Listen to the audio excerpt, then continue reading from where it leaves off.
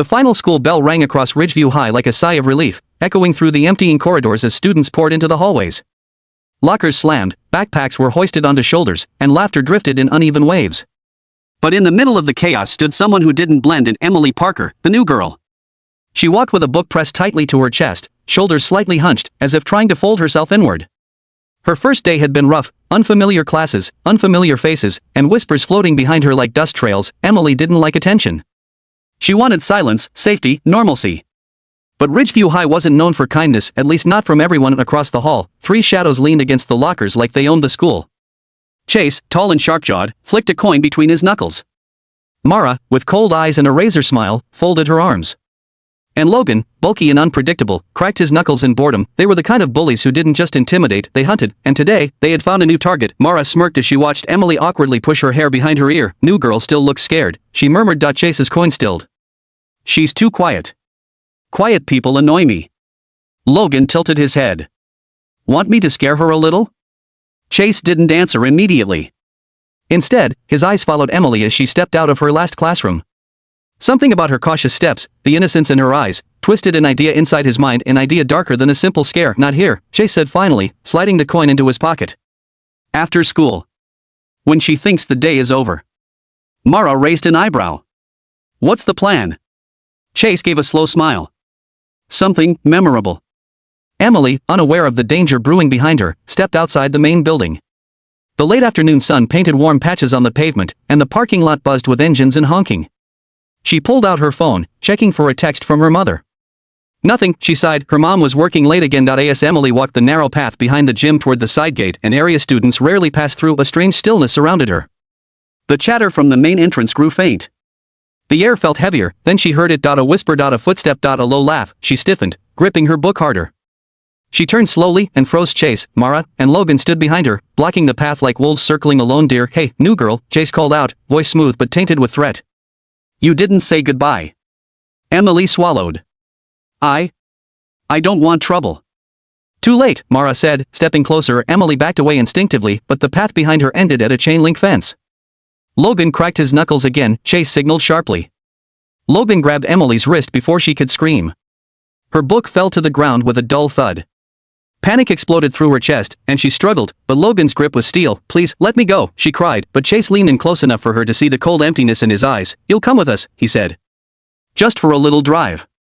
No, please, Emily pleaded. Her scream finally burst out, but Mara smothered it with her hand as Logan dragged her toward a black van parked behind the gym, hidden from teachers and cameras. Emily kicked, clawed, twisted, desperate, but desperation wasn't enough. Chase opened the back of the van, and Logan shoved her inside. She hit the metal floor hard, pain rolling through her ribs. The doors slammed shut, darkness swallowed her. The engine started, the van sped off. Back outside, Emily's book lay abandoned in the dust, its pages fluttering helplessly in the wind. 20 minutes passed, then 30. Inside the van, every bump in the road jolted Emily's heart. She couldn't see where they were taking her, but she heard them, toying with her fear. This is fun, Logan chuckled. She's softer than I expected, Mara said mockingly. A focus, Chase snapped. We're almost there. Emily pressed her trembling palms against the cold metal walls. Tears ran down her face, but she kept whispering the same words to herself. Stay awake. Stay alive. Someone will notice.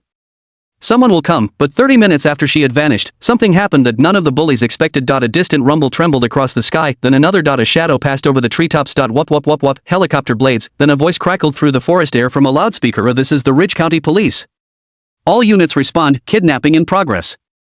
Chase's eyes went wide. Mara's smirk vanished. Logan froze. Emily's breath hitched. Outside the van, multiple police helicopters circled overhead, closer, louder, hunting, and the forest erupted with flashing lights. Everything was about to change. The forest was supposed to be their hiding place, silent, forgotten, a world tucked away from the roads and the rules. Chase had chosen it carefully, a place no teacher or parent ever wandered into.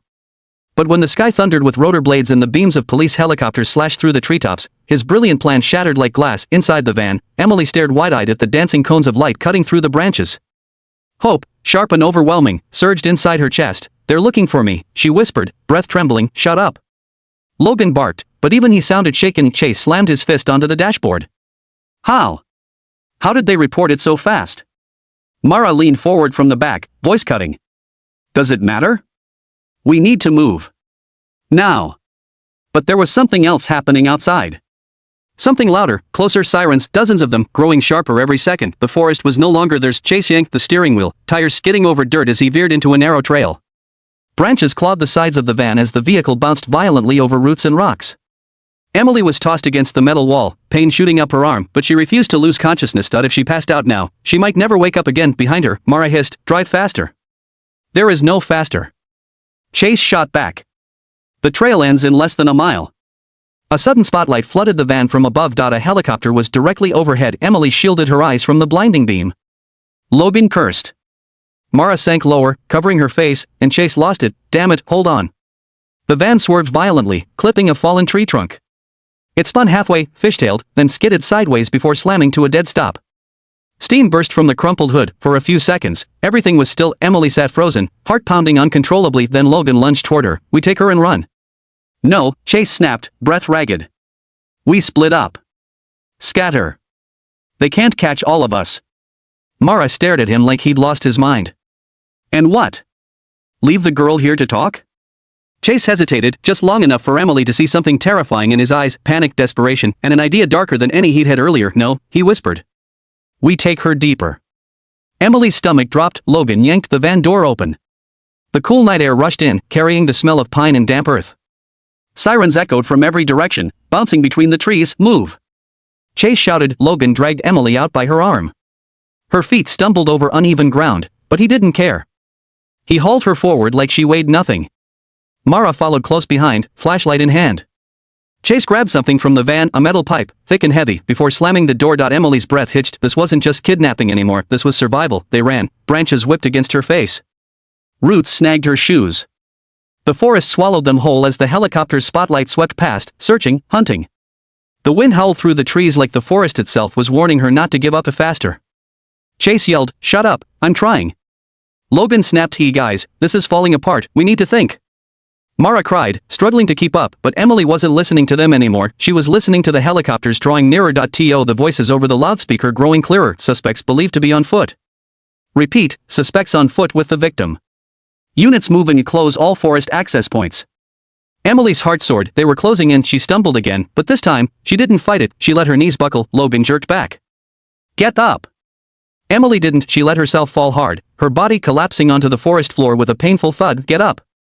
Logan repeated, furious, but Emily clutched her ribs and screamed, loud, piercing, raw. The sound cut through the forest like a flare in the night. Mara grabbed Logan's arm. "Don't make her scream again. They'll hear." Too late. The spotlight swung sharply their way. "Move!" Chase barked. Logan grabbed Emily again, but something snapped inside her. She twisted. Hard. Harder than she ever thought she could. Logan's grip slipped. She grabbed a nearby broken tree branch and swung blindly. The branch cracked across Logan's wrist. He yelped, releasing her completely. Emily crawled, launched toward the nearest dense shrub, scraping her palms and knees but refusing to stop. Get her. Chase roared. Mara lunged after her, but Emily rolled downhill, tumbling through the brush until she hit cold mud at the bottom of a shallow ravine above her. The forest erupted with chaos. Chase shouting, Logan cursing, Mara calling Emily's name in fury, but overshadowing it all were the roars of approaching engines, police vehicles. ATVs, officers shouting coordinates. Emily pressed herself against the earth, heart slamming against her ribs. She wasn't safe yet, but she wasn't theirs anymore. Not fully, not tonight.